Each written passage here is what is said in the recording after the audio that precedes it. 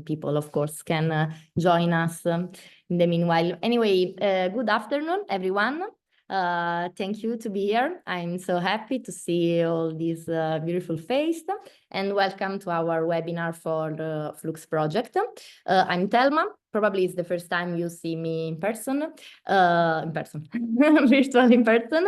Anyway, I work for MIT, Digital Culture Center, a digital art museum based in Milan that is one of the partners of Flux project, together with the other partner from different countries that you met, like Alice in Blockchain from Zagreb, Labin Art Express from Croatia, Mota from Ljubljana. This is the team of Flux project.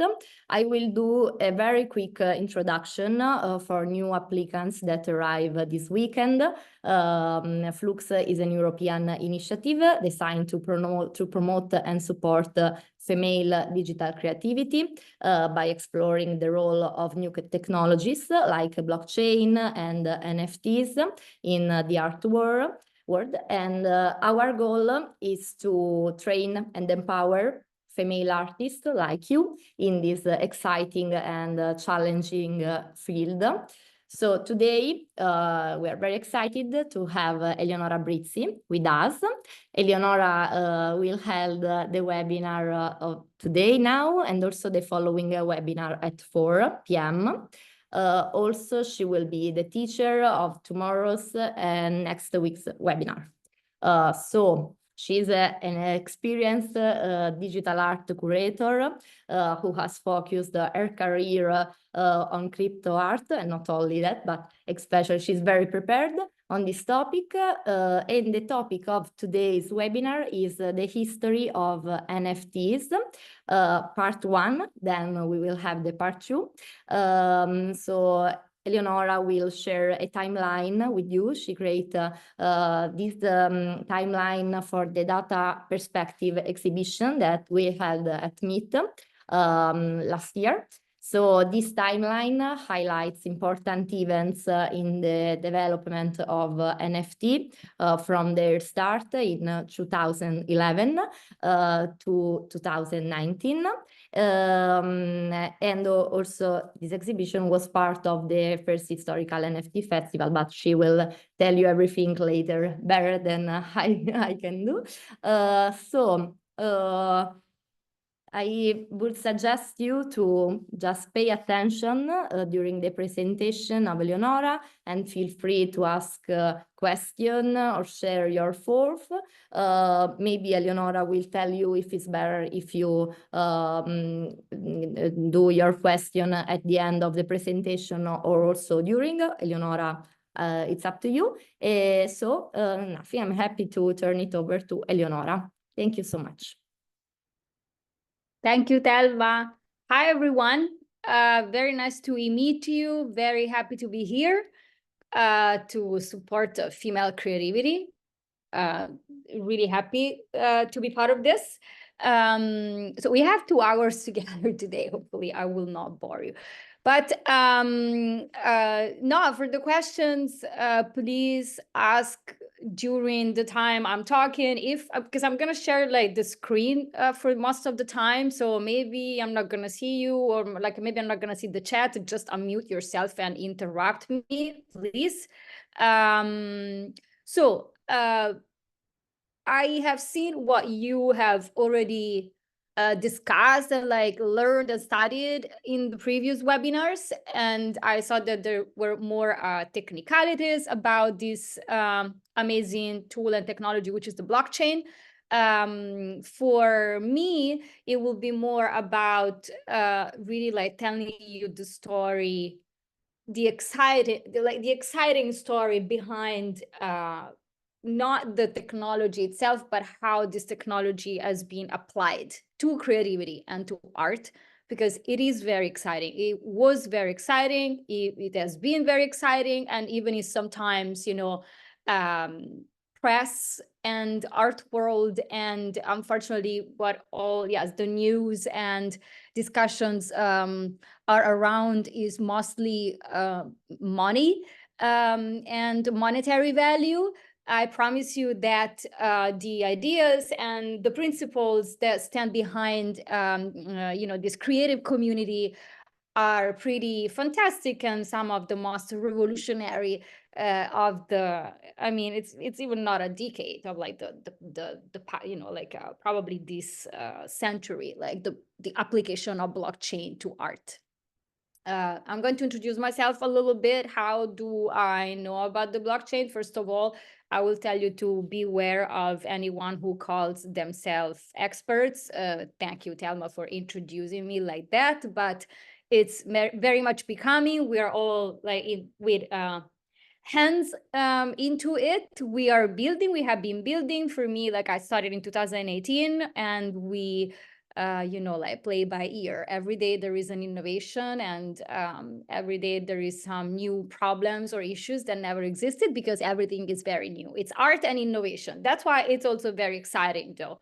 So I am graduated in Chinese language and Chinese culture. So I did not study art, but then I wrote my dissertation about Chinese contemporary art, and somehow with my thesis, I ended up to work for Ai Weiwei, the Chinese dissident artist, for 4 years in Beijing. And then I stayed 2 more years in Beijing to work for our curator, Jérôme Sans. But the reason why I always tell this story is that when I was at Ai Weiwei studio, obviously it was the years when Weiwei was released from the black jail, and it was at his studio and couldn't travel the world. So literally the world was coming to the studio, but especially working for someone who calls himself a dissident, it was a very special place and space where you could breathe freedom every day. Not even only because of him, obviously, of course, but also because of all the Chinese people who decided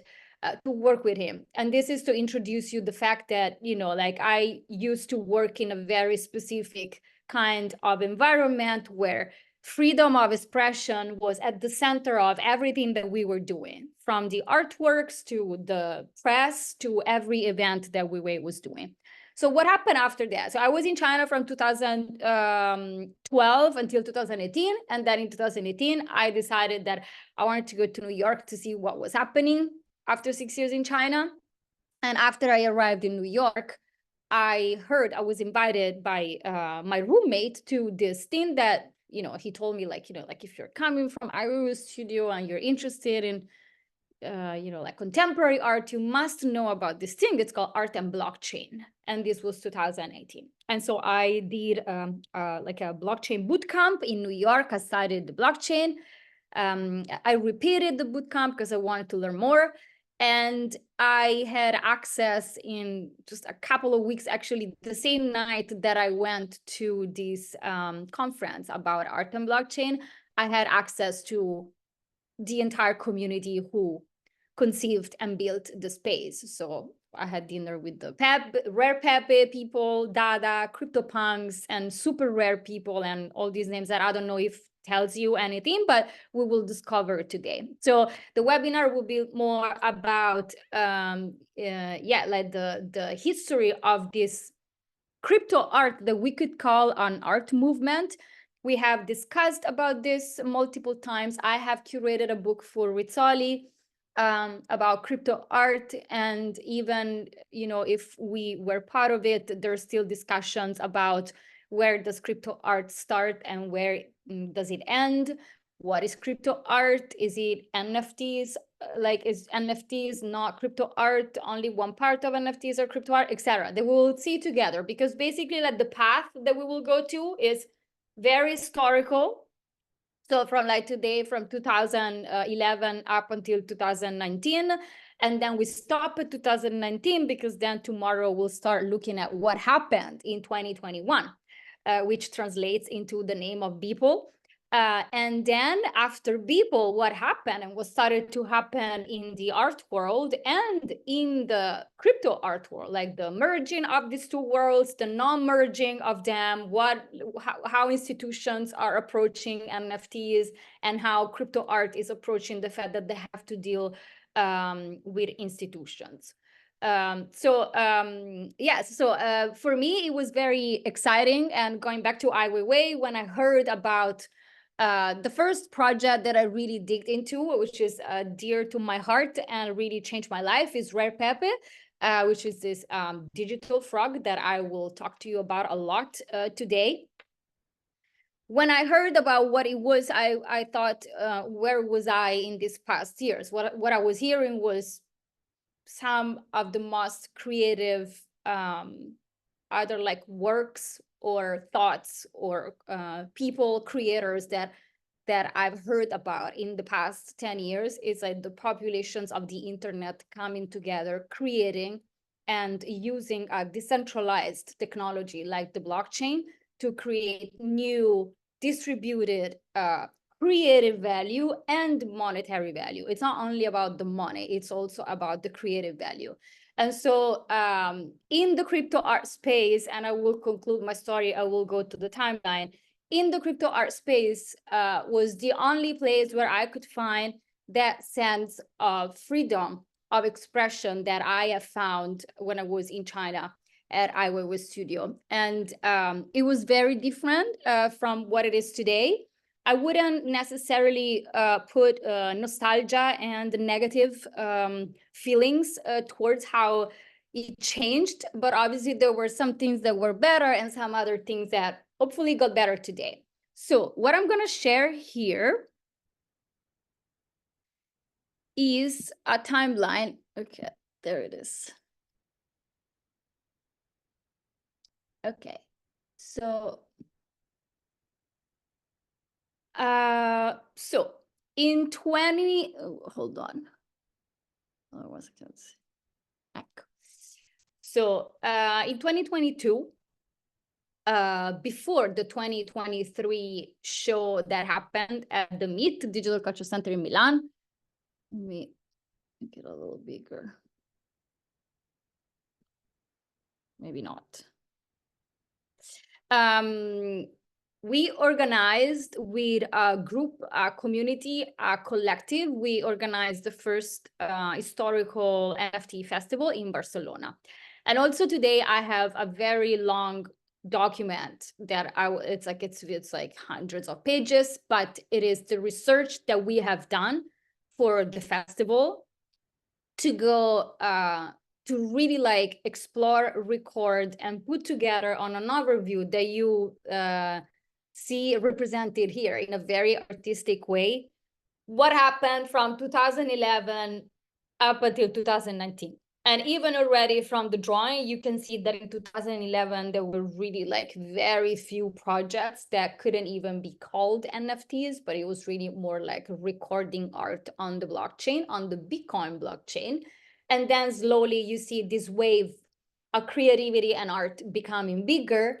And the years of that you see here of 2015, 16, 17 are the years that shaped everything.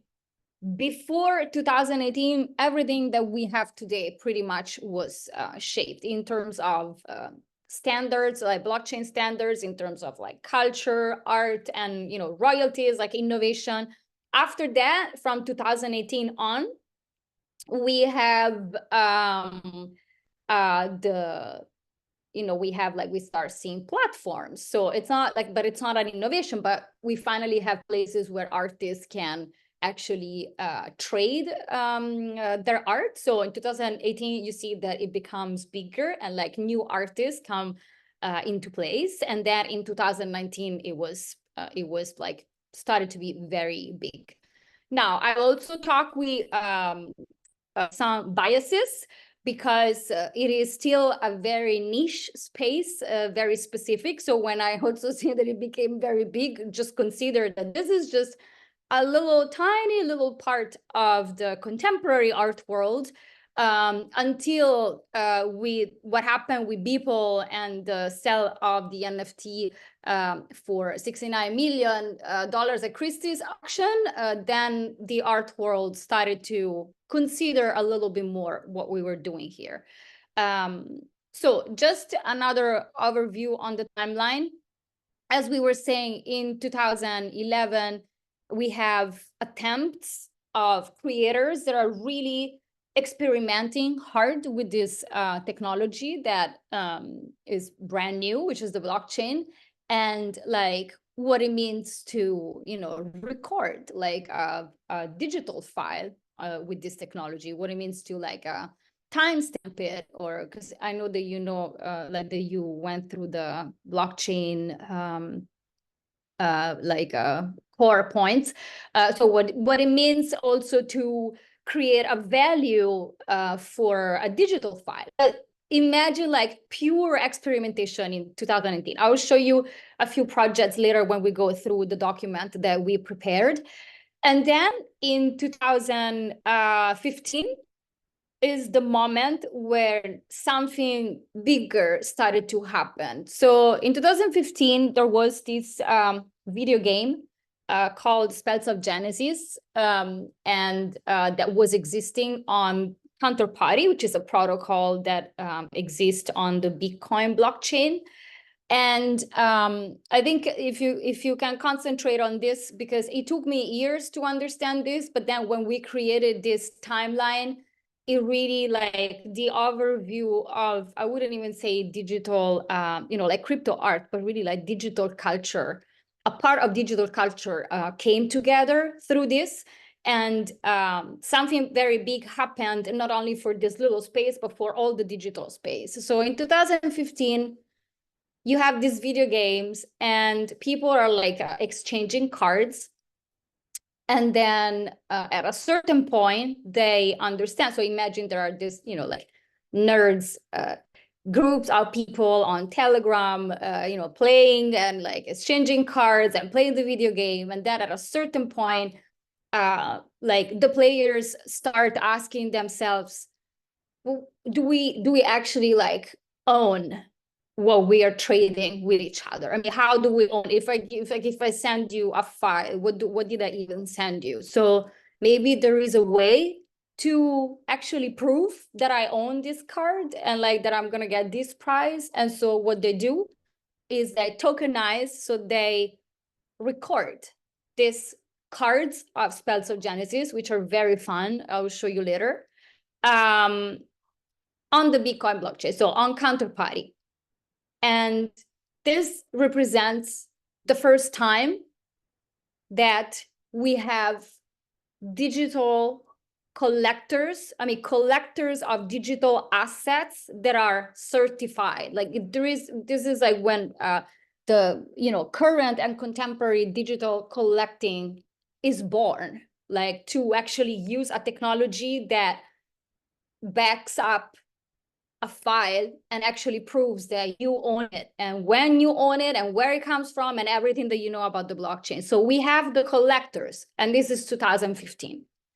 And then there is another huge step that it is taken again in digital culture, as you see here. So this is like the blue one here is, so this timeline before continuing is a drawing by Isa Kost, who is an artist from Dada. So Dada, and I'm going to talk to you about Dada very soon, is a collective of artists, and they are the ones who organize this festival for which we created this timeline. And also Dada is the group of artists and collective that I curated the show for at the Meet. So Isa, this was created for the Meet based on what we had from the historical NFT festival, and Isa Kost created this and like actually drew all the assets that you see here. So the blue asset that you see here is the Spells of Genesis game that we just talked about. And then you have the rare peppies. The rare peppies that you see here, like the green frog. So what happens? What happens is that in 2016, okay, so there is like this group of like these Telegram groups and these people who are you know, now trading cards with like monetary value attached and certified, because the cards are now tokenized on Counterparty. So they actually exchange tokenized digital assets, so tokens. And then Mike, who is one of the people participating in these groups and Spells of Genesis, etc. At a certain point, took this digital frog that was already, I mean, present on the internet and places like 4chan, etc. And and then we'll go through the story of Pepe in a little bit. But then this person basically thought that instead of just, you know, trading cards as they were doing with Spells of Genesis, he created a Pepe card, which is the Nakamoto card, and he created his own card and tokenized it on the blockchain. And so now we have, for the first time, so it's very hard to say first, and we learned very hard that also doing this research that you see here from 2011, that there are many firsts. So it's always hard to say that, but the Rare Pepe project is one of the first, if not the first, project of crypto art intended like coming with a community. So it's not just one artist experimenting with something, but it really naturally, organically structures itself as a crypto art project. Like we, a whole community of creators from all over the world submitting Pepe cards. So what is the big revolution that happens here? Until now, we had the first collectors of digital assets, and now a person thinks that they can create their own cards, which now sounds very easy, but it's a very important and incredible switch that happened. And so people, and so he paused the card that he created and tokenized also on Counterparty on the Bitcoin blockchain. And then all these other people in the group are like, okay, but if you created a card, then maybe I can create my own card. And so we have the creators, we have the artists, and now we have artists who are actually creating digital assets, so tokens. This is fundamental to understand everything that comes after.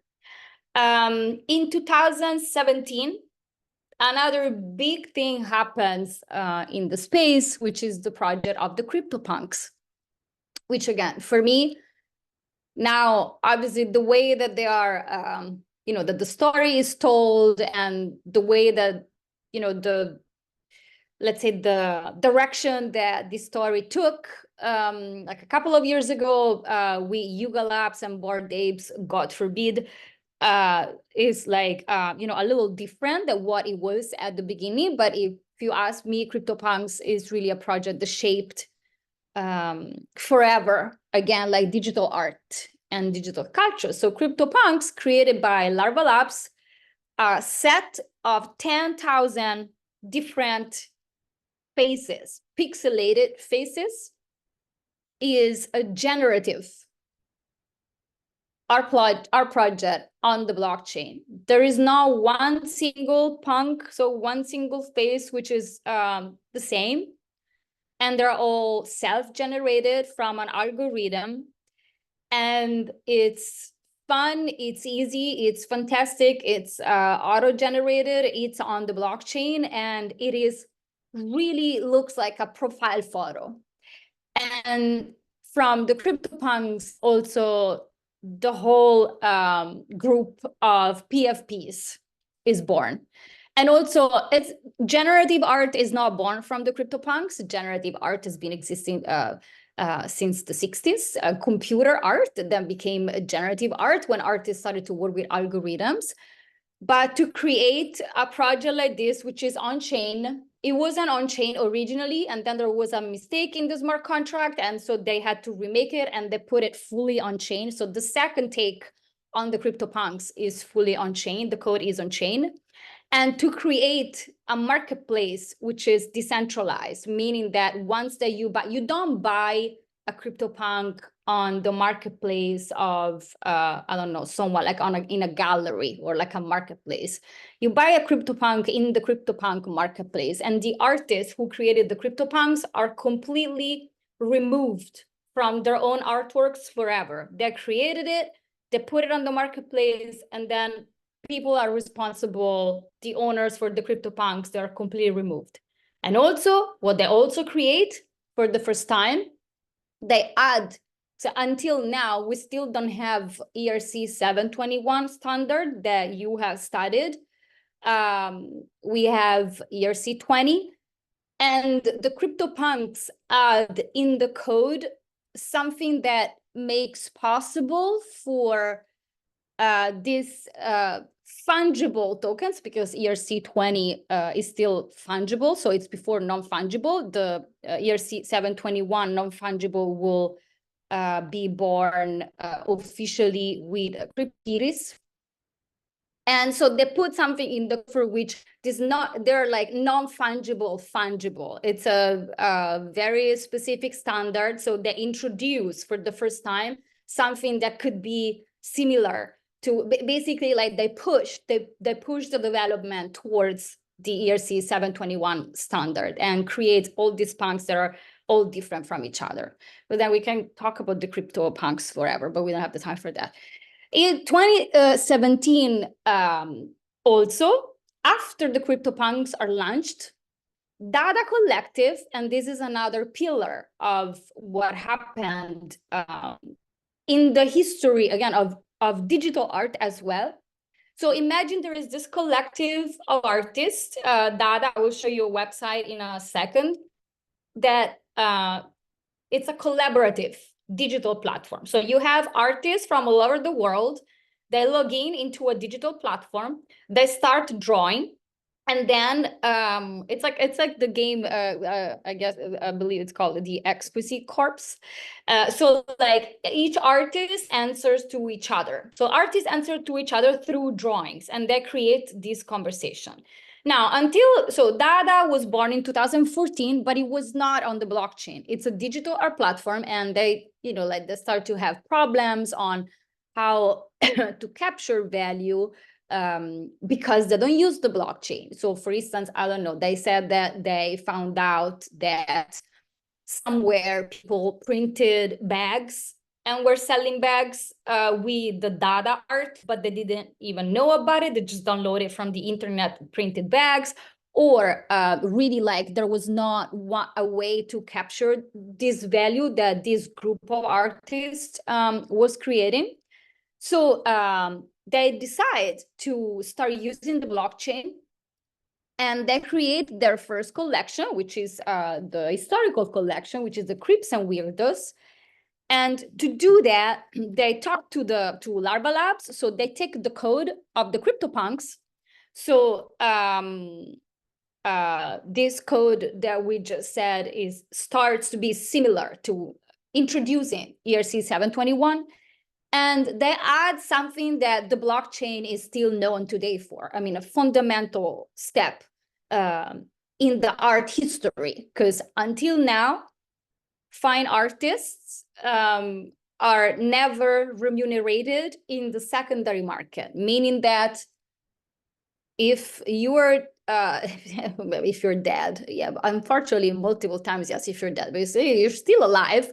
So if your quotation is, I don't know, like $10 until you are 55 years old, and so you sell all your paintings for $50, then if something happens to your career and your quotation goes to $100, then everyone who owns your artworks now have something in their hands that is 10 times more valuable, and they can resell it, and nothing goes to the artist, because there's not such a thing for which like auction houses or collectors who resell art, there's not such a thing for which they have to pay a tax or like a remuneration to the artist.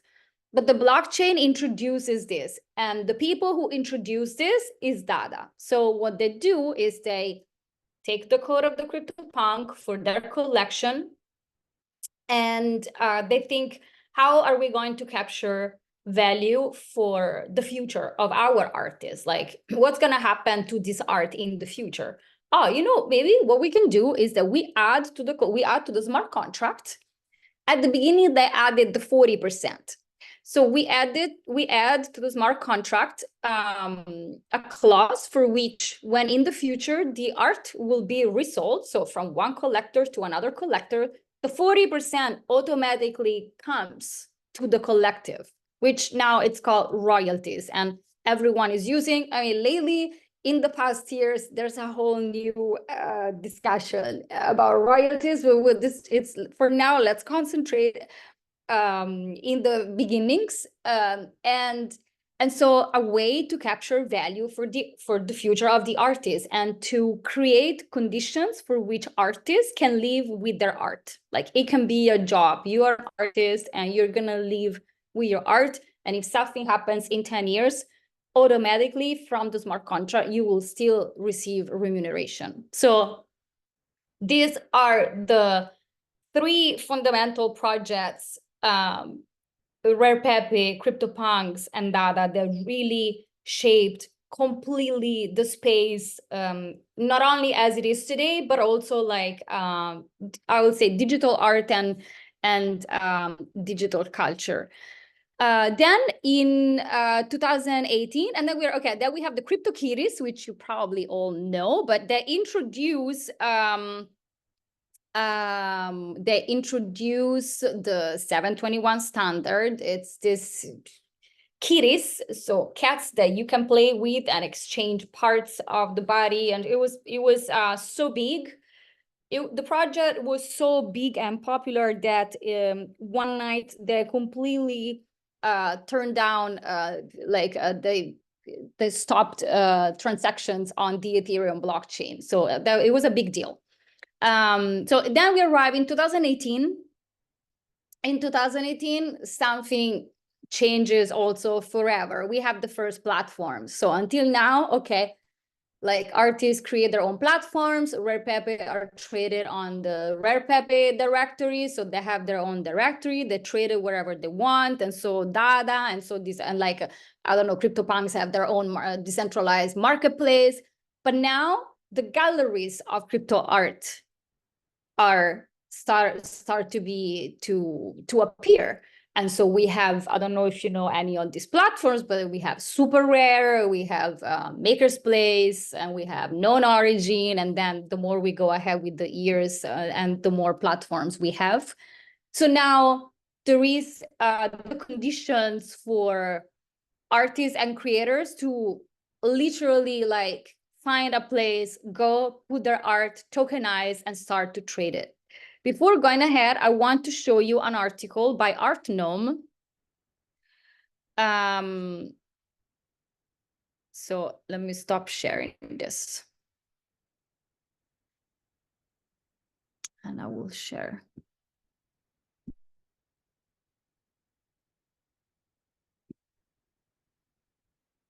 Okay, I think that you can see my screen. Yes. So in January 2018, actually in 2017, Art Gnome, which is the blog of Jason Bailey, probably the first curator of crypto art, the person who started to see artistic value in these creations, the person who with his blog like attracted and explained what the blockchain and art was to really like hundreds of artists who found out about this because of this blog. So it's artgnome.com. It's fantastic. It's amazing. You should take the name of the blog and really like read through it, because everything that you can think about, Jason Bailey wrote it. This is the article of so in 2000, at the end of 2017, he wrote an article that we also printed for the Historical NFT Festival exhibition, Crypto Art is Here. And this is the one from January 2018. What is crypto art? And I would really like, and as you can see here, there is a Homer Pepe, which is one of the Rare Pepe cards. So what is crypto art? And he wrote like Moses, these 10 rules of crypto art. So crypto art is, so this was a definition that was given in 2018. Is it still valid today? Yes. Did it change and evolve? Yes. Should we sit together and rediscuss what crypto art is, or to find new names, or to see like where we went and find new words? Yes, yes, and yes. This is like the revolutionary definition of what crypto art is. It's the 10 rules. It's digitally native. So for the first time, artwork can be created editioned, bought, and sold digitally, which is crazy. You couldn't buy an artwork digitally. Two, which is an amazing rule, geographically agnostic. So crypto art is geographically agnostic. Empowered by the internet, artists participate from all over the world. Crypto art is the first truly global art movement. So he calls it an art movement, and I agree with that. Three, crypto art is democratic and permissionless, like the blockchain. Everyone is encouraged to participate regardless of skills, training, class, gender, race, age, creed, etc. Rare Pepe project, everyone participated. It doesn't matter if you didn't study at the art academy. The creators are it. That's why I was talking about freedom of expression, accessibility, the possibility of expressing your creativity. Four, and this unfortunately we keep forgetting because now it's in, like institutions and etc. But it is decentralized. Tools and guidelines are designed to reduce the power of gatekeepers and middlemen and increase the autonomy of artists. Very important. That's the whole point of crypto art. Five, very interesting, it's anonymous. So the use of pseudonyms allow artists to create and sell art while staying anonymous if preferred, freeing them from social judgment. So since we are here for female, to support female creativity, something great and very sad happened with crypto art just because it is possible to stay anonymous. We started to see like a bigger and bigger participation of female artists, many more than in the contemporary art world.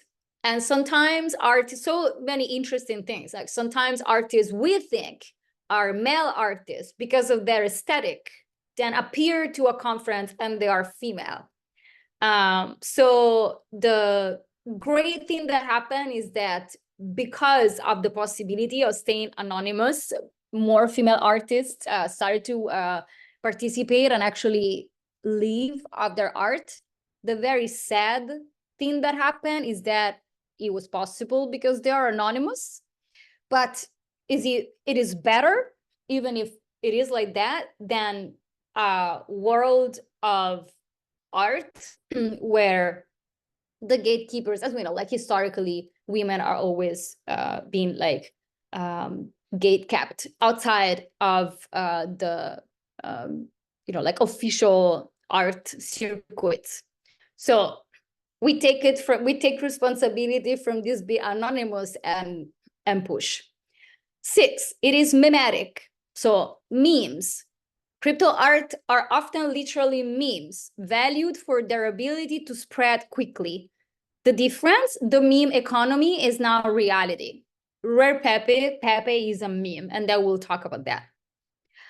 Seven, it's self-referential. This is a very critical point because it is not self-referential anymore, and it is one of the most discussed points for which many artworks that we think belong to crypto art are actually not crypto art. Oh, that's why we should rediscuss the rules probably. So self-referential, what does it mean?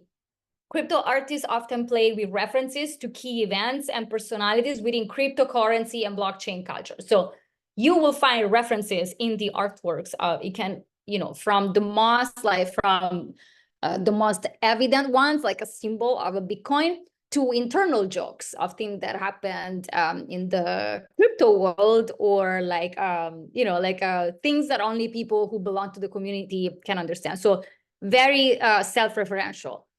8, crypto patrons. So this was, again, at the beginning. Now we have fine art collectors, but that's why probably crypto art died with Beeple, if it didn't die before, actually.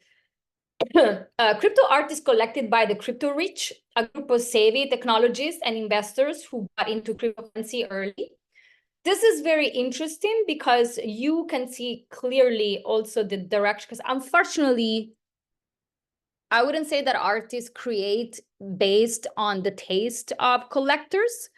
Artists don't need collectors to exist. They will create, if they are artists, they will create the art, no matter it is collected or not. But let's say that the art market is a different thing. And there are always trends in the art market, or like waves that tend to be followed. And the taste, it's called taste makers. So the taste makers, which at the beginning were this crypto rich, the outcome of these taste makers was very different from the outcome that we have now, where the collectors are people who are coming from the contemporary art world or digital art world. So the artworks and artists are very different from the beginning. So very interesting. 9 pro artists. Of course, blockchain platforms often take little to no commission from artists. So artists are often remunerated for every future sale of a single work. So it's just what we talked about. One is the platforms. So the platforms, I don't know, they can take, like, every time you sell an artwork, you know, I believe Super Rare takes the 15, Nifty Gateway takes the 18, which is a lot, but we don't talk about the 50%. We don't talk about 50%. Maker's Place take the 15. But now that things are changing, and we will see this in our next webinars, if I organize a physical art exhibition, I rent a booth, I bring people, I organize a dinner for collectors, I can't take the 15%. So the crypto art world is going back to the traditional art world.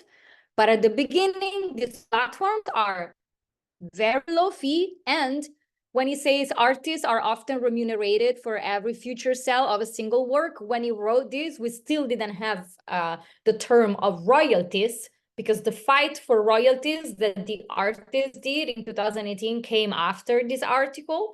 And so after they fought for royalties, all the platforms agreed that they will put a 10% of royalties for future sales, but it is the royalties that he's talking about. And then the best one, dankness, that only few people can like explain what it is.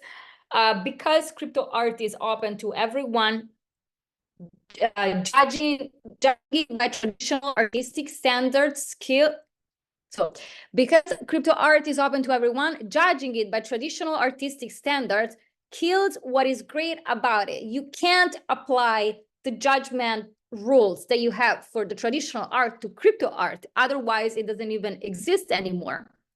Instead, it is best to judge crypto art by dankness, or potency of expression and creativity. And for dankness, I will let you do your own research. And then here you can find where the crypto artists, there are like tech savvy, self-trained artists. I mean, just let me see. Okay, then he talks about Dada. And these are some pieces from Dada Collective. This is Mojarra. This is one of the Crips and Weirdos. As you can see here, the historical collection that we have talked about that used the CryptoPunk code, and the collection that started the royalties. This is the first artwork that Art Gnome, Jason Bailey, ever collected. And it's also a Crips and Weirdos. And now it became historical also because he collected it. Yeah, so just to have a look at this article, I'm gonna put the link in the chat. In fact,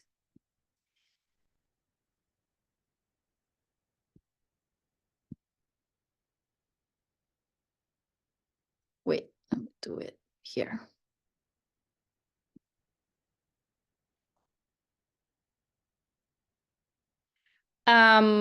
Okay, so I think let's go back for a second to conclude to the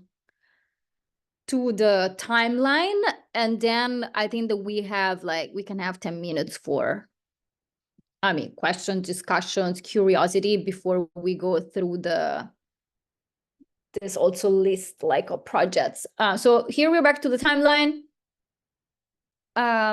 So in 2018, what you see here, Rare Digital Art Festival, it was the first time. It was very few platforms really, like they didn't even know about each other existence. They met in New York to talk about this thing, like we do art and we use the blockchain, and of course Dada was there, and of course the Rare Pepe people were there.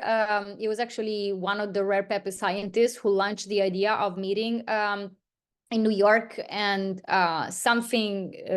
people understood that something was happening because one card, which was the Homer Pepe card, was auctioned for in the currency of Pepe Cash for an equivalent of around $40,000, and this was 2018, and so something was about to happen, and it was the first Rare Digital Art Festival.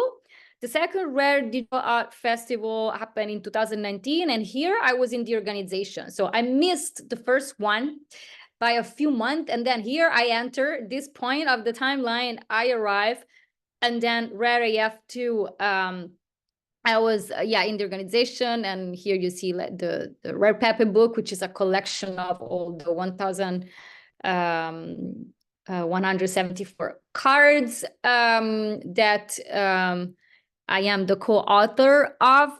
And then here you start, like you see all these dots with art, basically like more and more and more artists. You see you have the whale collectors come into place. Dada organizes a night at the Tate in London. So like things starts to work a little bit in 2019, but still very slow. And in 2020, I curated a show in Rome, which was this called also the Miracle Show between two lockdowns, and it was about digital art and crypto art and blockchain. It was very early; nobody knew anything about it. But during that show, the pieces that we had tokenized on Super Rare by Hackatao. Hackatao is one of the first artists who ever tokenized on a platform. They tokenized the first digital artwork on Super Rare in 2018. We started to see some movements at the end of 2020 that were very weird, meaning that the prices we were selling for were higher. It was all sold out, the NFTs with the canvases. And so something was about to move, until something happened just in January 2021. We did a very big sale with Hackatao.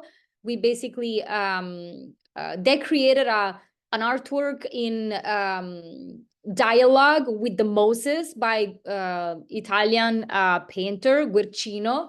And I believe we sold it for like $100,000, which was impossible to think at the time. And so we first had a heart attack and then started to think that something was moving. And then after a month, we hear about Beeple. And I will leave it here for this first hour.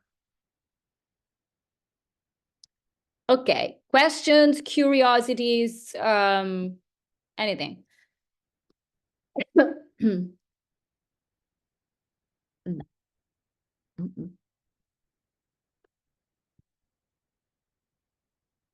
So send these other links.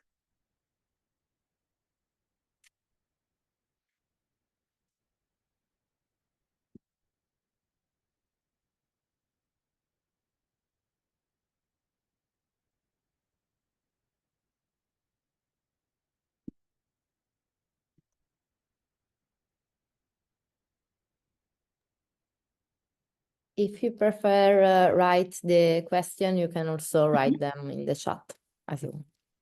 Okay. Stella, please. Thanks. Yeah, we saw this timeline from the beginning to actually now, and I'm interested in the art scene of NFTs at the moment and last few years. What's happening on the scene of NFT? Is it upward? Is it downward spiral? Is it what's happening? So first of all, we will have one webinar about this, just so it will be dedicated. Well, what is happening? I mean, what is happening is that, so there was this boom in 2021 And then after the boom, you have a bubble, as usual. It's a very regular phenomenon. So we had a bubble in 2021 and 2022, like huge, like literally all the artists started to do NFTs without needing it. Like even people who were not doing digital art, they started to enter the market because the market was working, because there was a lot of speculation after people. And the art world also entered in 2022 because there was money. So there's not any other reason. They're not seeing any specific like cultural value. There was money. And so the art market entered, and the auction houses especially entered. And we talk about Christie's and Sotheby's and even other like smaller auction houses. And then of course, when you pump a phenomenon like this, it will have to explode, also because the entire narrative and really like presentation of like nobody has ever talked about what I have talked about now. Nobody. It's almost like before Beeple, nothing existed.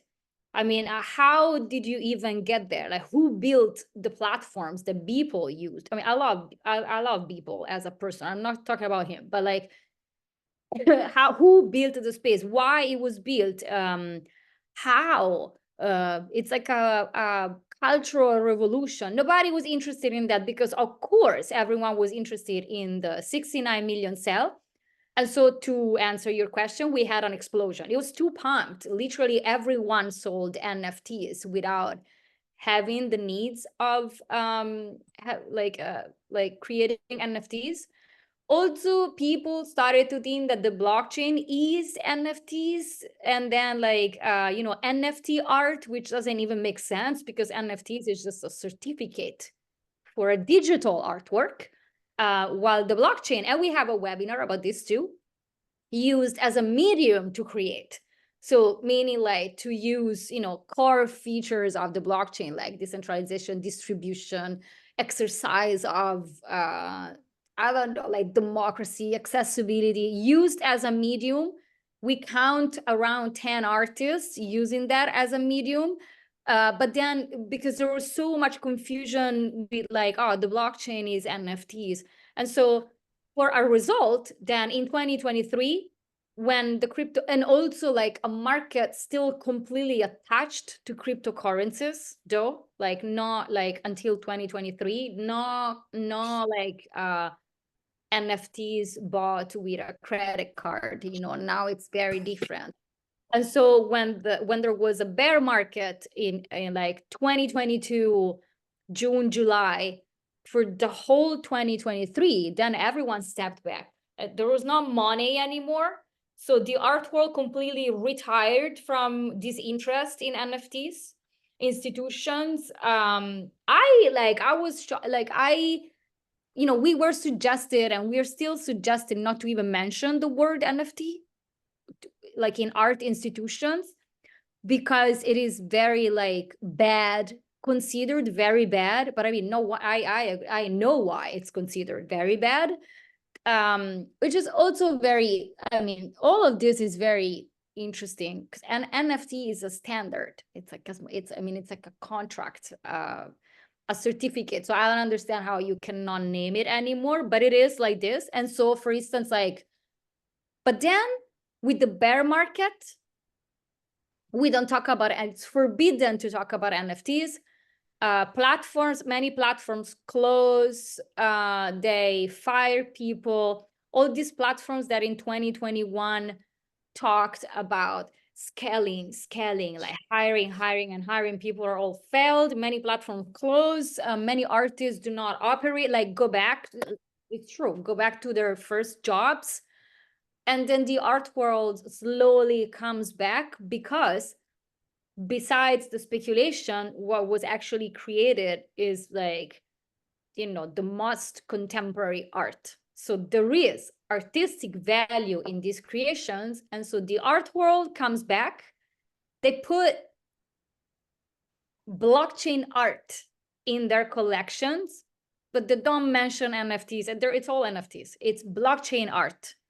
So now they do talk about the blockchain, and multiple times it's even not blockchain art, because blockchain, what? Blockchain is a medium like Sarah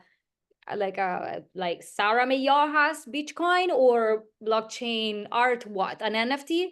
So the art world comes back and now tries to integrate digital art, because that's what it is, even if it's certified and traded on the blockchain with credit cards, and also without ever naming NFTs. So to answer your question, it was like a whole like roller coaster, very bad. The ones who resisted, in 2023, I also resisted, because I really believe in this thing. There was no money anymore at all. And then at the end of 2023, beginning of 2024, I myself start receiving emails again from institutions and museums and auction houses. So approaching, because now these artists are big, they're very important for artistic value. Like Sasha Stiles, like the poet. Now she made it into Art Basel. She's interviewed by Hans Ubris, or whatever his name is, Hans. And so now she is an artist, she's a poet. The only reason why Sasha Stiles arrived there is that she used the blockchain to trade her amazing poetry created with AI. But we don't talk about that. So the art world is taking all the creators and accepting them as digital art, so with pros and cons, because it is digital art. We don't even have to talk about NFTs. On one side is good, but on the other side, everything which was the core of this movement is completely 100% like gone. Although it's going well now in terms of like the actual art. So there is a positive side. We don't talk about the money anymore. These creators are starting to make it into the art world. I mean, the best ones, because it's the best ones, what they're considered to be the best ones. So there's also like the disillusion of a movement that wanted to create an alternative, but didn't do it. We tried to create an alternative, but it didn't work. We didn't make it work. We also sold ourselves to auction houses, to Christie's and Sotheby's. So it's like an old story that repeats. So it created an alternative until a certain point, and then when giants entered the market is the market, and everyone accepted very happily to be a Christie's. So yeah, I hope there's a general like understanding of the current situation. Thank you. Yeah, I only know about the Damien Hirst, who entered like a traditional artist that entered NFT. But I don't know what's the situation with his NFTs. Are there any movement in the trade of yeah? I don't know how Damien Hirst NFTs are going. Damien Hirst is one of those who really wanted to do an NFT. I mean, it was already like a huge, fantastic artist, but so I don't know. It's not a pillar of the movement. It's just someone who traded digital art with the blockchain. Yeah, but I think it's important when a big artist, when a famous artist, renowned artist enters this new sphere, this new medium, and that can create a trend. So yes, it is important for marketing. There are some big artists, like in 2000, I believe 19 or 18, Ai Weiwei and Kevin Abosch did a project together on the blockchain. The moment that it became speculative and like popular, Weiwei doesn't even want to hear about it. Like, he doesn't want to hear about it anymore. But to answer your question, like big artists, they use the blockchain to record a conversation that they were having in a park, like while walking. So use the blockchain in a very conceptual way. And that's when you need names, like you use it because you are a big artist, you use it in the correct way, like fantastic, not just, but I agree with you. We need the names as it was with people to like yeah, to be accepted as a, I mean, to exist. Yeah. I was wondering, do you know if there is a possibility of fraud in this NFT world? There's a And when very we, for example, start selling. I mean, I know that the theme is the history, so we can talk about this later. It's no problem. No, it's fine. So you mean fraud, like in what sense?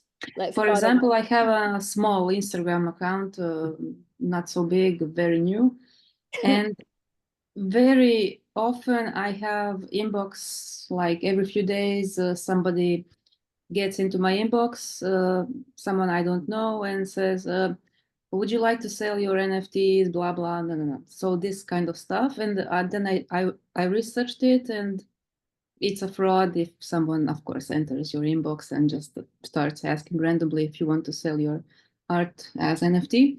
But in the NFT, if we enter, each one of us enters by himself, herself, is there some possibility of some kind of something, I don't know, fraud? So of course, it's like the art of the internet. It's, I mean, I don't know if there were ever so many scams in history than like now. Maybe there were, but it was a different way of approaching. Like they didn't have social media, so maybe we were already scammed, but in a different way. You know, like more like a analogical way. It is very difficult. And in the past years, all of us, even those who know how to work with a wallet very well, all of us went at least through one fraud, like stealing all the NFTs from the wallet, stole the money, stealing like token, like it's like, so the mistake, okay, this is very important to talk about. So what the blockchain does is it gives the individual full responsibility. You're now responsible for what you do and for your assets. Like you're responsible for everything. There is not a bank responsible for you. There is not a gallery responsible for you. There is nobody that if you make a mistake, like I signed a scam transaction, but I signed it. But I can say, oh, but like, oh no, like it was a mistake. Can you like call the bank and say, can you give me the money back? There's no insurance. There is nothing. You are it's like the wallet, it's self-custodial. And this is very like important to understand. So is there the possibility of fraud? Yes, more, because you don't even have people like guaranteeing for you. It's only you. If you make a mistake, like if you let these people enter, or if you sign scam transaction, if you take a screenshot of your seed phrase for the wallet, if you leave it somewhere, if you give access, if you download a bad document and through the document, through the PDF, like people access your computer and steal all your assets, it's only on you. So this is very scary. And this is the price for freedom, basically. It's like it's a trade. You want to be, you know, like responsible, self-custodial, free. You go through all this shit. It's like it's bad every day, like even like famous artists, you know, like empty wallets and everything. But that's why, you know, like the philosophy is always, yes, like self-custodial and do your own research for everything. It is a decentralized like situation. It's a peer-to-peer. So there's nobody like in the middle. So yes, there is a lot of fraud. If you do it through the official channels, as it can be the, you know, like dozens of platforms there are there. You also have on the opposite side the transparency of blockchain. So, you know, it's very interesting. So it's very easy for you to be tricked, but also everything is very transparent. So you can track everything. It's like I literally tracked but for me, it was on Google because I typed the name of the platform. But you know, it can be like in your life. I was coming from New York. This is very simple. I was jet lagged. I was tired. And instead of going to bed, I opened the website where we were selling the Rizzoli book, so Nifty Gateway. It was a day that I was just very tired, like out of it, just arrived from the airport. And instead of Nifty Gateway with an A, what appeared in the search was with an E. And I clicked and I signed and they took my money. So, but I signed the scam website. So, you know, in the end, the mistake is on you, because if I paid 2 seconds more attention, 2 seconds, I was just very superficial, then I will never go to the website. And the official website, you can't get scammed like on Nifty Gateway. You know, it's like it's all very registered, transparent, and backed up by now wallets and exchanges, etc. So it's a trade for independence and freedom, I think. But be careful. Yeah, ask always, like see like who's asking you. These people who are sending you messages is 99.9% like fraud. I mean, what do you want? What do you want my NFTs? Yeah, okay, thanks.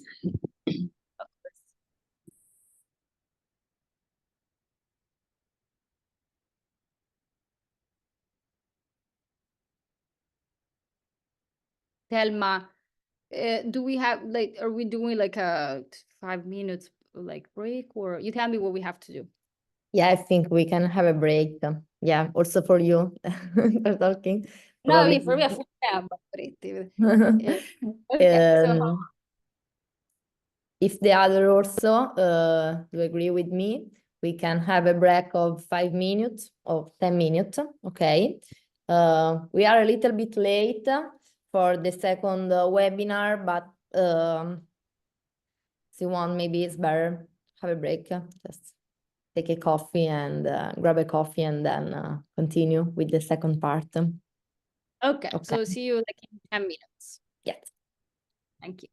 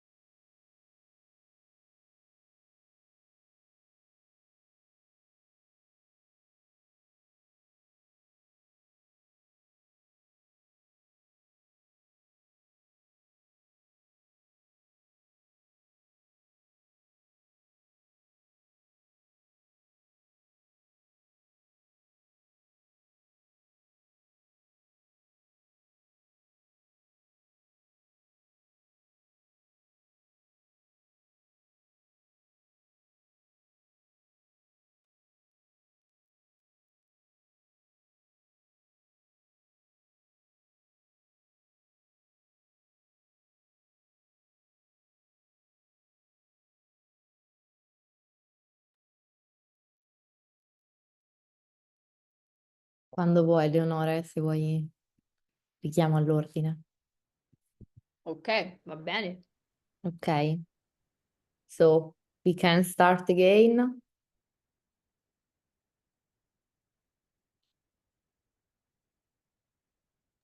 Okay. Hello.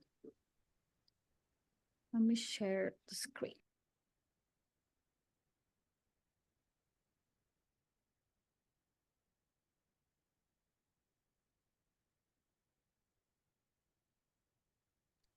Okay, so share.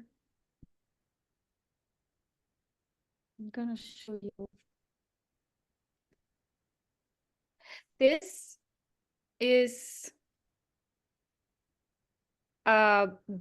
so for the historical NFT festival that we organize in Barcelona, we basically combined it sounds a little bit ridiculous because you must think that from 2000, like in 10 years, less than 10 years, what could have happened that already needs like a historical and also like the notion of history for something that started like in 2011. But actually, like when we put it together, it was really possible to put together a retrospective, which is kind of crazy. So together with the timeline, which was the main project to be, look, I curated the retrospective. So we had a proper like art exhibition with and gathered all the works that we could possibly gather to all the creators from all these years and divided rooms in years and show them. And for the, as you can see here, for this timeline that I created, this document I created, we combined timelines that were already created by historians of NFTs. So for instance, like Martin Lucas Ostrowski, he is a fantastic artist and also the first one to be called NFT historian. And he created this timeline that was more based on our art projects. And then we have White Rabbit, which misses a T here. We're going to add it live. White Rabbit, which was more like this timeline about digital assets. Leonidas, more about, like digital games, all tokenized on the blockchain, and Black Star, which is a really hardcore archaeologists. I don't know, they have their own internal whatever fights and different, it's not fights, like different opinions. We combined all this data that different people already created to create this overview, which is incredible. The amount of art that was created in just a few years is incredible. I'm just gonna go through this quickly, then I will stop somewhere. But hopefully, yeah, because it's 5:25. But anyways, hopefully I will be able to share, if you're interested, like a PDF of this. And also like I will also give you, for instance, like the Bitcoin link on the chat. But anyways, so 2011, 2014, it was the first screen that we organized. And it is the first attempt of like art, literally like code tokenized on the blockchain. It's all like, all these crazy projects like the crypto eggs. I don't know, someone like tokenizing eggs in 2012. And I'm just gonna go through this because you can also see like the different aesthetics of the very early projects. Kevin Abosch, who I'm sure you all know, is a big artist, not only in the blockchain space, but like in the blockchain art space, but in the contemporary art world. For instance, like in 2013, he released his conceptual book called Bank. So he collected 500 pair Bitcoin public and private keys, and put it in a limited edition book of 50 and declares it a bank. You know, very conceptual experiments at the beginning, conceptual art. You see, this is the bank book. It's addresses of Bitcoin. That, you know, you see like this kind of aesthetics, either like gamey or you know, like more generative, and many ideas and projects come from Reddit and 4chan as well. This, although it seems a little bit confused and there are information that need to be confirmed, I'm very proud of this thing, because now this is the only document existing where you have everything, you know, like put together. And then we arrive, let's see, first music NFT, for instance, in 2014. So Danny Mac, who is like a music artist, he used Namecoin to timestamp his music work on the blockchain. So we also went to research this. And then we have later, you know, and then there is a whole discussion for which Namecoin cannot be considered like a structure for NFTs, but it's too specific. I will not go there. For instance, we found this, the first QR code NFT in the world. Obviously, is very provocative and ironic, but they did tokenize a QR code.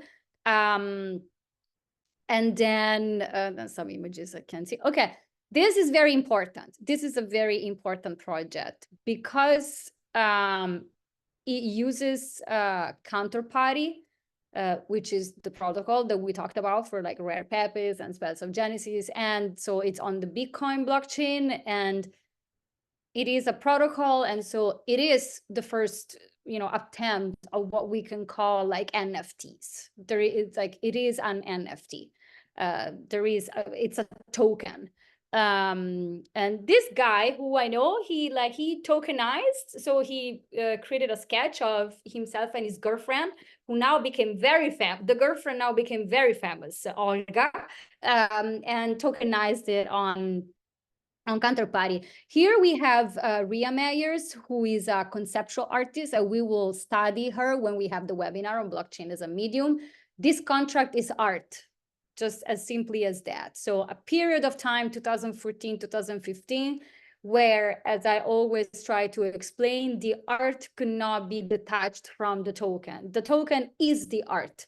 The level of experimentation is so high that it's not like I create a digital painting and then I attach a token to it to tokenize it, but I create an artwork that is embedded in the token. These two things are so conceptually related that they cannot exist without each other. And so Ria Meyers, with her constant irony, wrote, this contract is art, and put it on the Bitcoin blockchain. And anymore, at a certain point in 2015, we will have the Pontoy. This is also like, again, Ria Meyers tokenizes her soul on the Counterparty blockchain. And so here you see the address of her soul. I'm a big fan of conceptual art. 2015, Bitcoin. Okay, Bitcoin is too important to be, okay, so this is the Bitcoin. I'm going to send you, is a phenomenal project by fantastic Sarah Mayohas. If you don't know her, please do. I cannot go through the whole story of the Bitcoin, but she created her coin backed by art, and then a few years later, she moves the project from Bitcoin to Ethereum and backs up each coin by a real petal. Just please read it. It's a very amazing project. So Sarah Yohas, how do I put this away?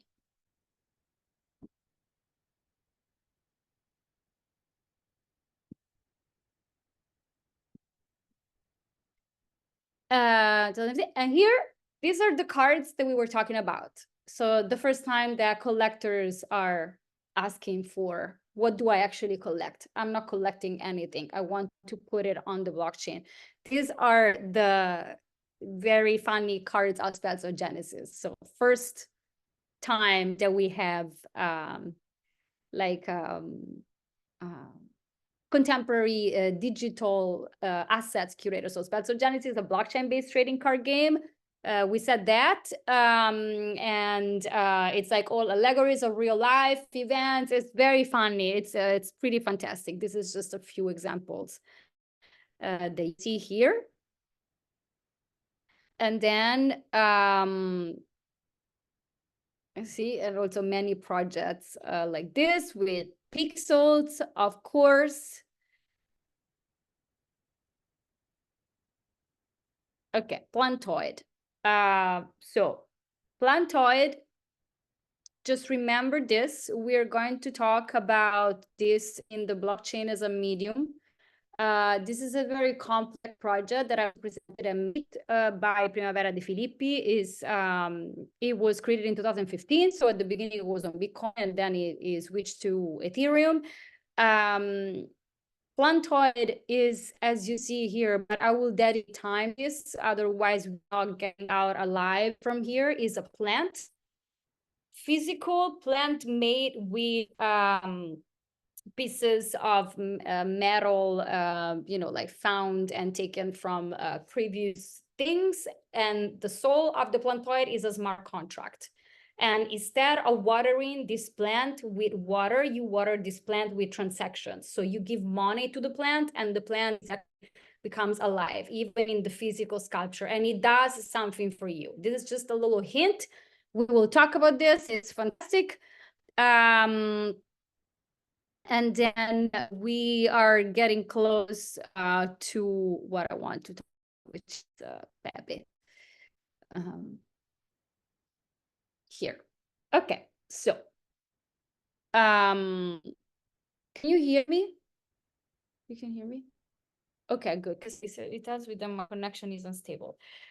Okay, so Pepe. I also just was at Beeple Studio this summer because Beeple decided to organize a Pepe Festival. So I was the curator of the programming and like all the panels and talks. As I mentioned, Pepe was the first project through which I had access to the fantastic world of art and blockchain. And it might seem weird at first sight, but Pepe is one of the most revolutionary, really like projects that happened in the creative space in the past years. So Pepe the Frog is originally a cartoon by artist Matt Fury. So it's in paper and it's a frog, and then it gets digitized and taken by internet and becomes very quickly a meme.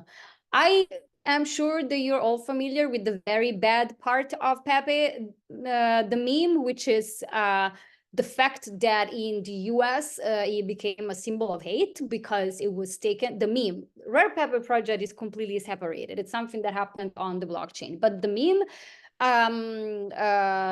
for instance, like he was taken by the alt-right movement, like in the US during Trump elections, and, like appropriated with symbols of hate, like swastika, etc.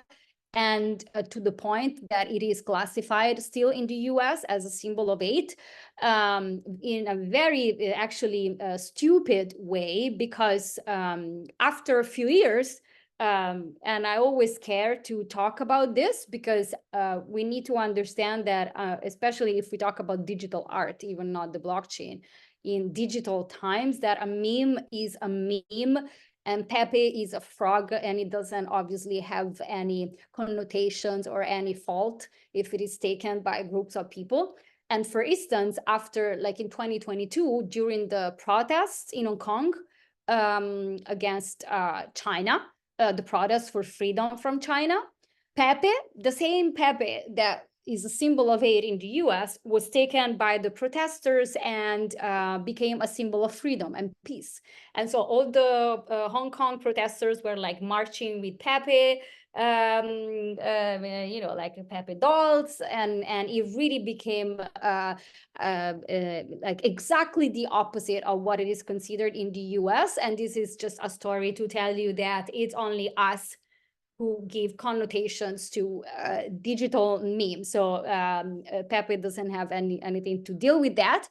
This is still another thing, which is the project that happened on the blockchain. So the meme was already circulating on all these websites and the internet. And then, as we were talking about earlier, a person who was also like a player of Spells of Genesis game, but also like on the internet space, etc., takes Pepe and he creates the first card, which is Rare Pepe.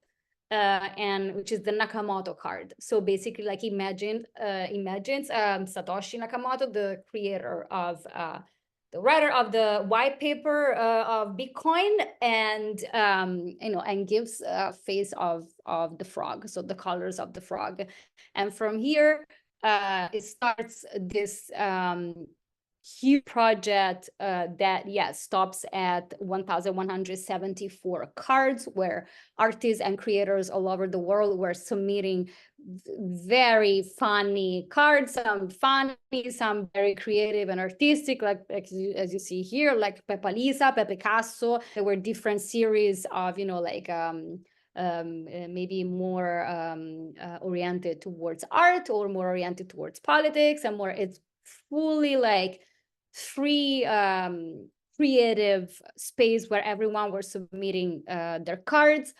I was always fascinated by what I call the non-curation. Obviously, there was a curation because there was this group of people that are called the Pepe scientists. They're obviously not scientists, but there were people who somehow found themselves to just, they had to organize a directory because it was becoming too big. And so they organized, Joe Looney is the one who created, first of all, the Rare Pepe wallet, and then organized the directory with these other people who are called the scientists, and curated this hundreds of digital cards that they were coming from all over the world, you know, just making sure that they respect the basic, like, you know, like standards of like not offending anyone or respecting maybe a theme for each series. And then what happens is really like what you see here. This is a very big manifestation of creativity. This is the Pepe Basquiat, and then the Homer Pepe, which is the one that really changed the history of crypto art because he sold very early for $40,000. And here you see the Mother Pepe, which is probably the only Pepe card that doesn't appear with the face of the frog, but it is the palette, the histogram, the palette of colors of the frog in proportion. So you see that there is the pink of the tongue, the red of the lips, etc., the green of the body, and it's called Mother Pepe because it's a modern painting of modern art. So very creative space. Now, why does Rare Pepe deserve a whole, like a Pepe festival, a Beeple studio? For all the many reasons that we have talked about, like really changing the course of history in digital art, accessibility, freedom of expression, freedom of creativity. And also because after the Rare Pepe project stopped, in 2018, people didn't give up on Pepe, artists, and so new farms inspired to the Rare Pepes started to appear. So now we have the fake rares, which is Pepes that are not part of Rare Pepe because the project is closed, but you have artists like painting Pepes, creating sculptures with, I don't know, paper, canvases, or digital. So it's such a huge phenomenon that didn't even stop when it was when the scientists decided to stop it, because it is so symbolic, and it means it's almost like I liked the definition that an artist, Gas Grilaska, who is a Pepe artist as well, gave about Pepe. Is like it's almost like a canvas. It's like it's almost like an exercise, like a doodle, you know, like instead of like starting with something and then you take it from there, you start with a pepe. Just start with a pepe, and then you start creating around it. It's like the, you know, the beginning of the creation, because now it became so symbolically important, also for creators, and also because it is very easy to attribute, as it happened even in society, as we talked about for the meme. It's very easy to attribute different like feelings or actions or situations to a frog that just looks, you know, very nice and cute. So it's just very easy to, it is the perfect meme and the perfect tool. Canvas, like blank canvas for artists to create with. There is a website here which is called Pepe, WTF. And so here there is all the Pepes on Counterparty. So you have the rare Pepes, which is what we have talked about, and then the not rare Pepes we just mentioned. So how did the project continue through different communities, to the point that now in 2024, if you organize a Pepe festival, you don't only have the Pepe, rare Pepe people anymore, but all these new artists that never heard about Pepe until a few years ago and are so much into Pepe. So you have the fake rares, the fake commons, and the dank rares. Please check this website because it's very fun and nice. I'm gonna put it here. Remember that the original project is the rare Pepes, and all the others are derivative of rare Pepe. So rare Pepe, the token is the art. People start to trade. Artists start to exchange art between themselves, which never, I mean, rarely happened before. They exchange cards, you know, as it happens with the, like with the stickers albums. So they exchange creation and they trade and they make money. They invest, they resell, and they create a whole market, which is one of the few markets that didn't die in 2023. Like the Pepes were still selling because the community is so strong at today that it's almost like indestructible. And this yes, like more Pepes. Okay. Then we have other projects that also obviously followed all the, you know, like cards project. For instance, like the Curio cards, which is a very another very famous project on Ethereum blockchain, because now after 2015 we talk about Ethereum. All the rare Pepes and the fake rares and all the projects, the derivatives are all on the Bitcoin blockchain. So they're all on Counterparty, but usually from 2015 on, everything starts to be on Ethereum. Why? Because also Ethereum creates what they're called the smart contracts. So it is easy to play with you know, with a contract that is built and ready to use, that you can customize, that you can decide who's going to take a percentage of the sale, and you can, yes, like customize as you want. And here we arrive at what we talked about, the 10,000 algorithm generated unique collectible characters with proof of ownership stored in the Ethereum blockchain, which is the CryptoPunks. And then we're still in 2017.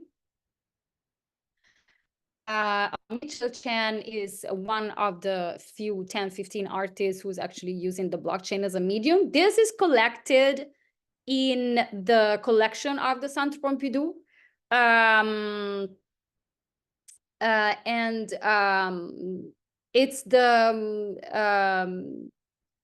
So basically, like he digitized each client's empty spaces concept, and that's why at the Centre Pompidou, both of them are shown together.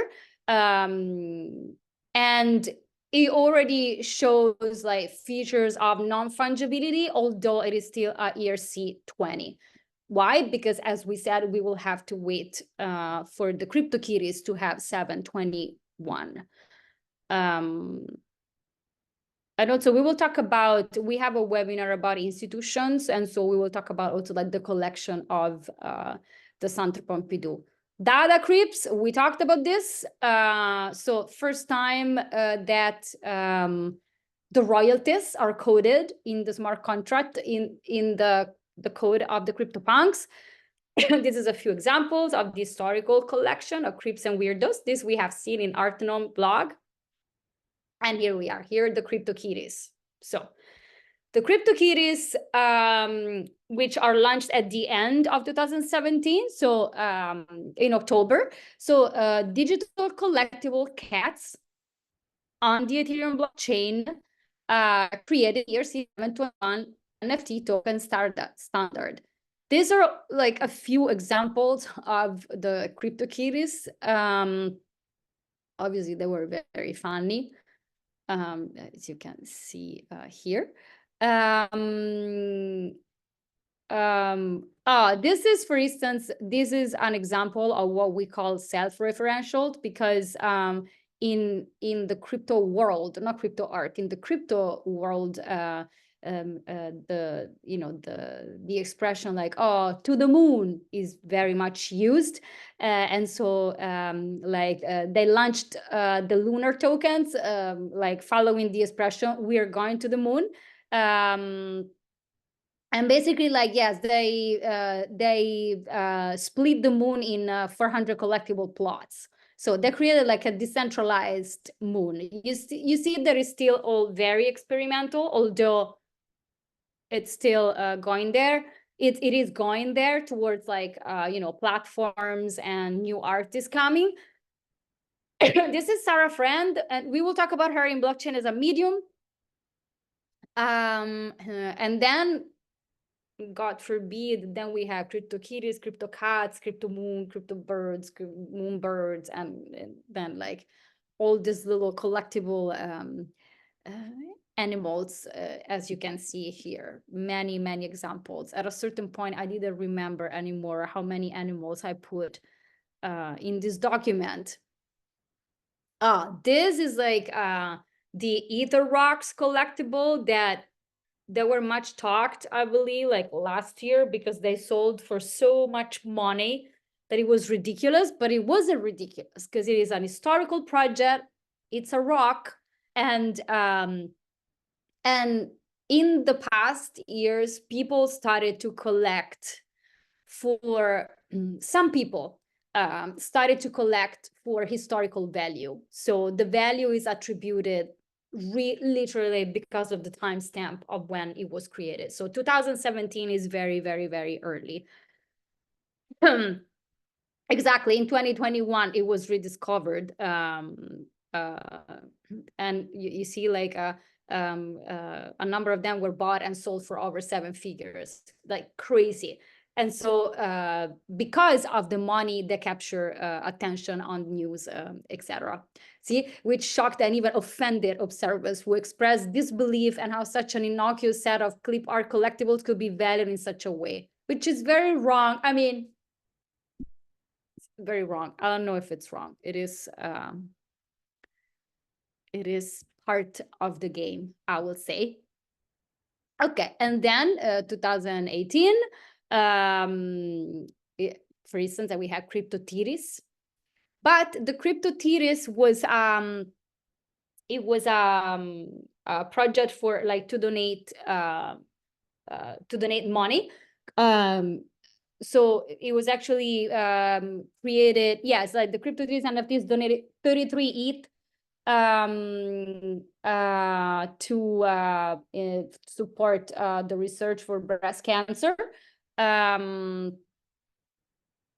Very funny artworks.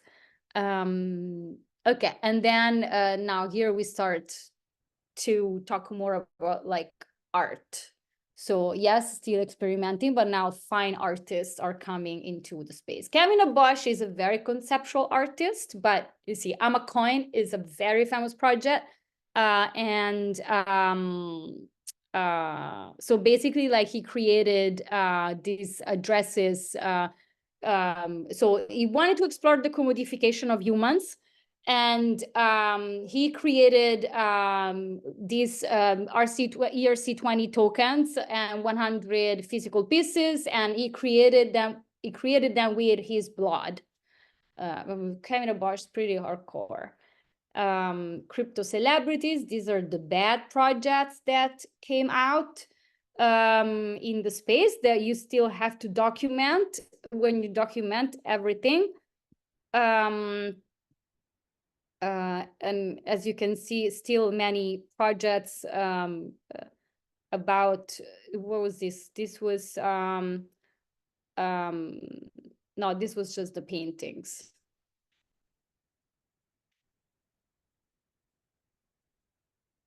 I mean, tons of project.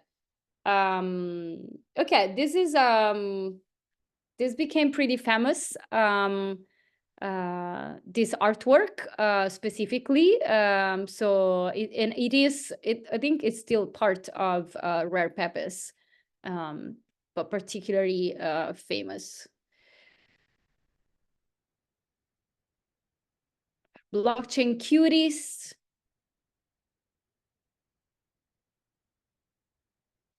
And this is another Kevin Bosch artwork, for instance, that he used the neons to reproduce contract as smart contract. So we start to, it keeps being conceptual, but still self-referential to the blockchain, as it did with the blood and with the neon. And then many other. I mean, 2018 and 2019, it was just, it's just, I will have to give you this document so you will have some fun to explore. Mafia Wars, also very famous project that you should check.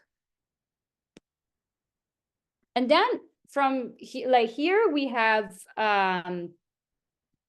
we asked artists also to submit to us like their creations from these years. So for instance, like Bart Jonsson, who I know very well, you know, they submitted their, it's more like what I will call like fine art, so art projects. And we also included in the timeline with those who participated in the open call.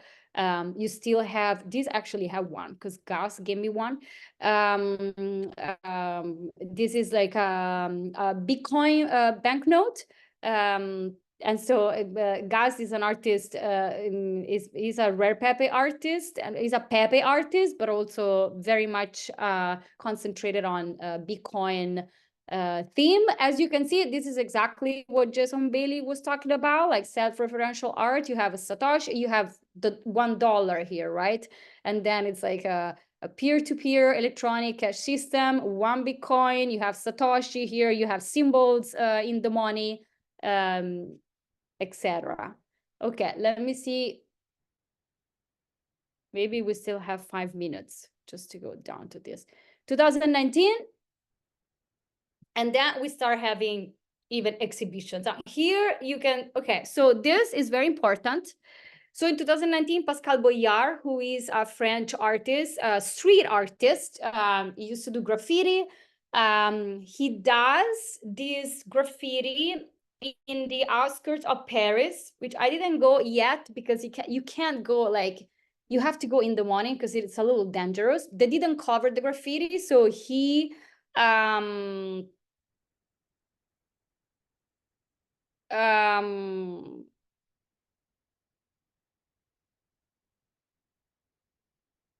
this is not be removed. It's not removed.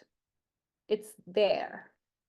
Maybe they removed a part. It's there because last year he sent me the location to, maybe it's not the one that is in Paris. Okay, we'll have to double check this. But I am pretty sure that it's not removed because the artist sent me the location last year to go to see. It's a little bit outside of Paris, a little dangerous. But anyways, he tokenizes a graffiti.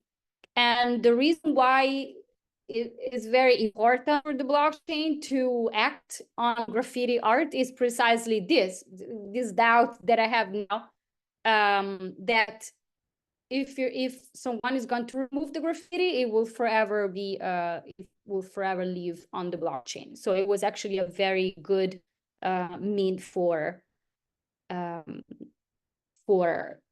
street art. What do I see? Okay, we will do this live. So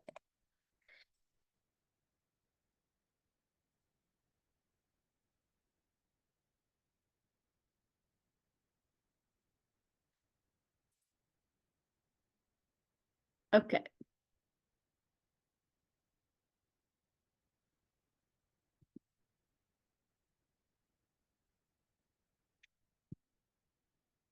Let's look together. It is this. So there is a mistake on the document. Okay, that needs to be corrected. It is not deleted. Okay, and then different collections from Dada, as you see here.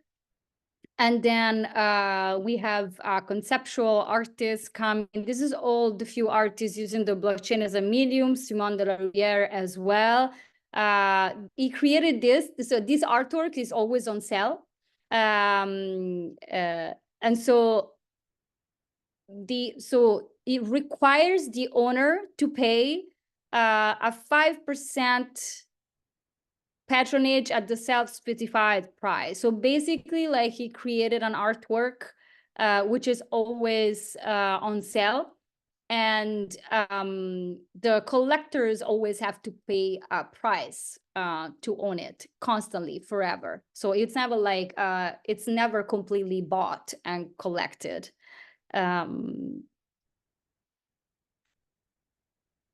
And autoglyphs. Okay, I will stop here with the autoglyphs because otherwise.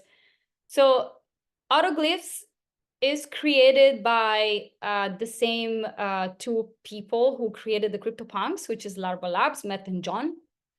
And the autoglyphs are the first, okay, one of the first examples ever where the generative art, so the art generated, because remember that the CryptoPunks at the beginning, the code, the data of the CryptoPunks were not on chain, and only later when it happened. So basically, this is a very short story that I give you about the CryptoPunks. You can go to search. It's CryptoPunks V1 and V2. When the CryptoPunks were created and launched, there was a glitch. There was an error in the smart contract for which it was possible for the collector, like while they were like they were buying a punk, and then they can also withdraw the money. So basically, like, they would buy a punk and they would also get the money back. So there was an error in this contract that was made by Larva Labs. And so Larva Labs had to take all the punks and launch a V2, like a version 2. And when they later launched a V2, then they put the data of the CryptoPunks on chain. So it is not true that the original CryptoPunks were completely on chain. It was just the hash as every other NFT. But then the second version, they put it on chain. Before the V2, they created the autoglyphs, and the autoglyphs are fully on chain. And I remember like we were in New York and Matt and John came and they told us that they had this new project that they weren't sure about because it was like, it's not good, it's in black and white. And then they showed us and we were all shocked and thought that one day it will go to a museum. And so it was the most moving thing that I have seen in the Centre Pompidou. It was to see a huge printed autoglyph that we all thought one day will go to the museum, and he actually went to a very big museum in like a couple of years. So I will leave you with this beautiful story of the autoglyphs, like generative art on chain, because the time is a little off. But I will try to get you this document if you're interested. And also I will have to check on Pascal Boyard another time, because maybe it's another graffiti or there is a mistake on the document that needs to be found out. So I will tell you tomorrow about that, about the graffiti in Paris. And if you have any question or curiosity, please ask the sun.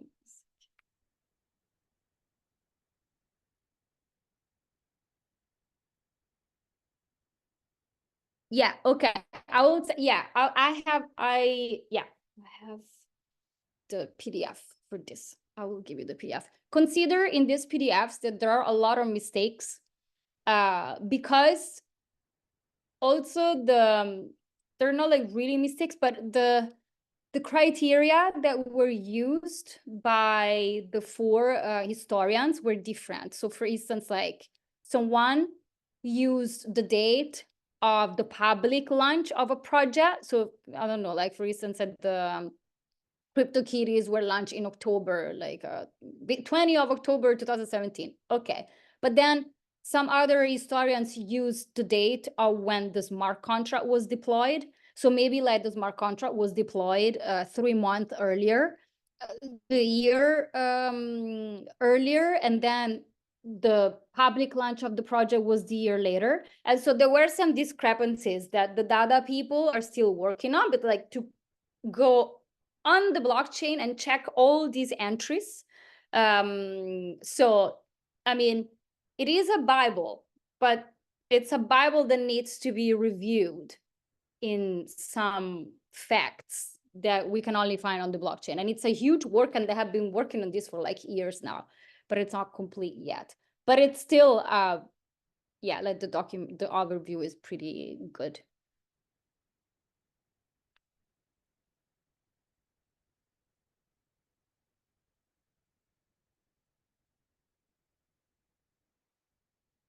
EFT? No, EFT, not my field. This is not financial advice.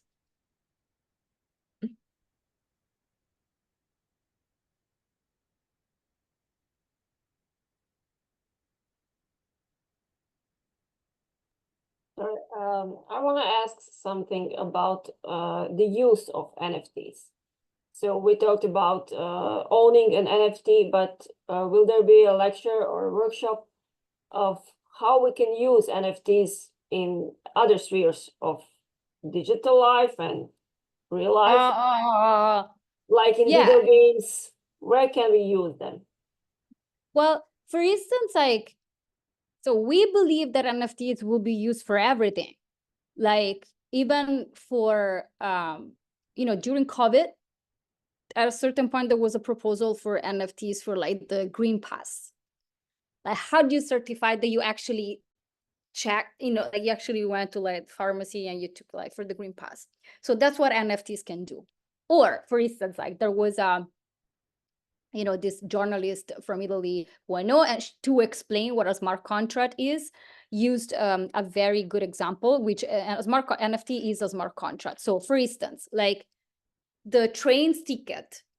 So if you buy a train ticket and it's not in the format of an NFT, so it's not a smart contract, so the train is 5 hours late, and so you can ask for reimbursement. And then in order to ask for reimbursement, you will have to manually go to the website or to the train station and prove. somehow with an email or like with the date of, you know, like with another ticket that day your train was 5 hours late, or they will have to go to their website and prove that and accept your reimbursement and then send you a reimbursement later. If this is a smart contract, so if the train ticket that you buy is an NFT, it will be written in the code that if the train is 5 hours late, the same wallet that you use to pay will receive the reimbursement. So it's automated. So for instance, that's another good use. So for pretty much for anything that you can think about, from like vaccination to train tickets to art to games, but it's not only in the creative field. It's for everything that you need a certification for, that it's like true. It's like either that it's authenticated or that it's transacted. So you could use it for every transaction. If you are expecting a second behavior, like I do this transaction and then what, you could use it for all the clothes that you buy.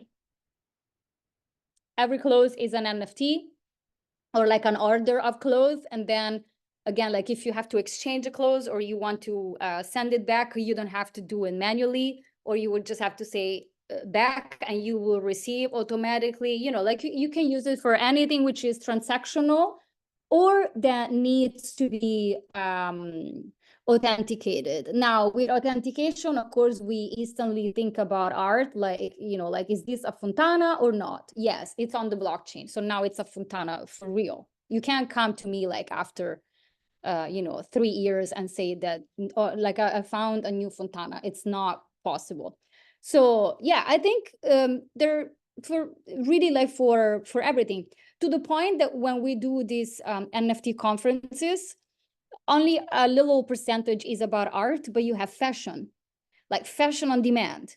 You buy an NFT, and with the NFT, I'm going to produce your dress. So it's sustainable. So I'll have to produce dresses, and you do it through an NFT. Even at the airport of Rome, that was not an NFT, but it was a QR code where you scan the QR code, you pay, and then they produce the dress or the bag that you pay. And so the first thing that I thought is like, why is it not on the blockchain? Because it's not authenticated. But you could do for that too. So if you go like to an NFT conference, there is many multiple uses for NFTs.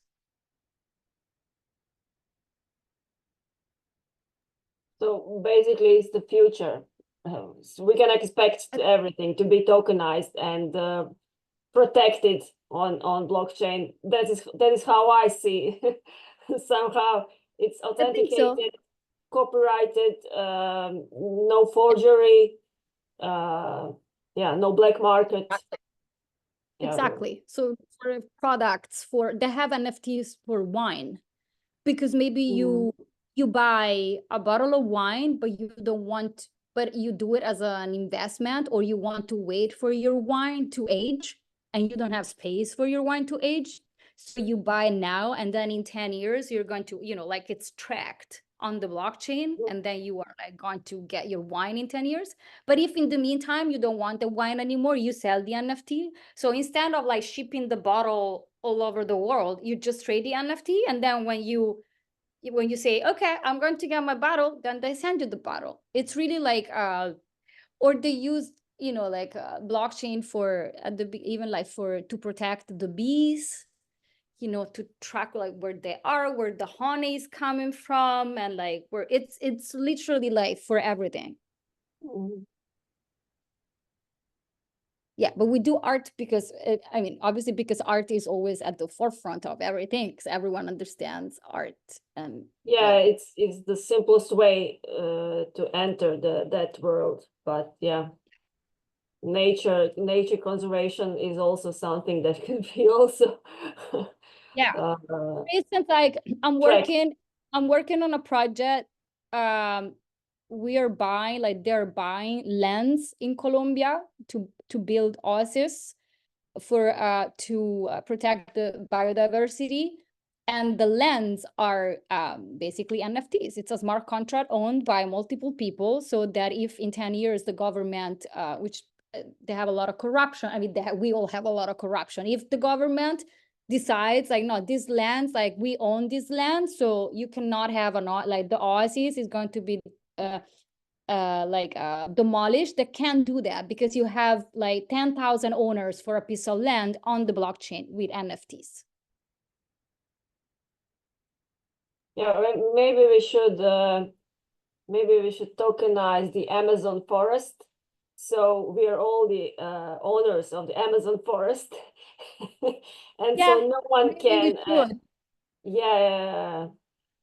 nobody is doing that because the interest to destroy it is bigger.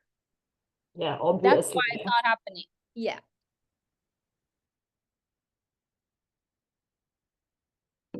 Thank you for your questions, Stella. Ethical rules on NFTs. I thought you were gonna let me talk about cryptocurrencies and financial advice. I'm like ETF or whatever. No, like I thought you. Okay, no. There is any ethical rules on? That's a good question. In fact, on NFTs, can one make NFT that can be censored? Well, you can do whatever you want, but you will encounter the censorship that you would just encounter like on the internet. So for like Hakatao, that it was an NFT, it was like a drawing of a naked woman. I mean, just the breast. And it was censored by Instagram. So social media, or like I'm working with Kevin Bosch on an exhibition right now, and he wanted to create these people like use nudity for people, and then he said it's gonna be such a pain that we cannot post it anywhere. You cannot post it on Twitter, you cannot post it on Instagram. So is it good? It's like, okay, let's avoid, otherwise you're not gonna sell. So there is no censorship on creation. There is some basic rules that all the platforms have. So if you have your own smart contract, you're a coder and you do whatever you want and you publish on the internet, okay. But if you want to go like through super rare, they have some basic rules that they don't accept, like swastikas on like artworks, or insulting people in the community, or anything that can be clearly offensive, not like necessarily politically correct. Otherwise, nobody can create anything anymore. So it is pretty free, but you will encounter the censorship that you encounter on the internet and everywhere. If that answers your question. Like Sarah Friend, she is doing a project where she talks about people who as a job are paid for sex, and they're paid with cryptocurrencies, because there's also a market for that, because it's easier to be paid like that for these workers than like in fiat. And so she put her face with AI generated bodies, and no galleries wanted to show it, and then it was censored, and I mean, it was censored. It was not censored. It was censored by art galleries, but now she's doing it anyways, and it's online. And so she found a way also with AI where it doesn't get censored by the algorithm of Instagram.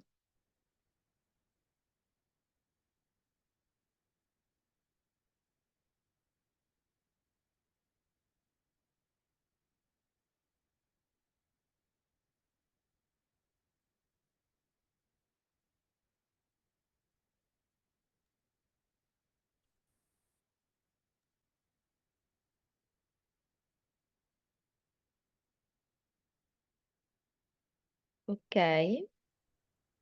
So do you have any question?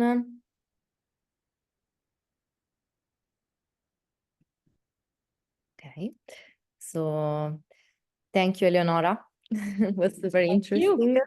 I see the sun now in your room turned. Oh yeah, it's sunset. To enlight everything, and you enlight our day with these topics. Oh, wow. Thank you so Wow, much. that's- Okay. Maybe I'll have more questions tomorrow. tomorrow. Lucia, sorry for the pronunciation. Okay, so yeah, we will see each other tomorrow. So thank you so Thank you, much. everyone. Thank you. Thank you, Hopefully, everyone. you didn't get bored in 2 hours. Thank you. See you tomorrow. Bye. Bye. You.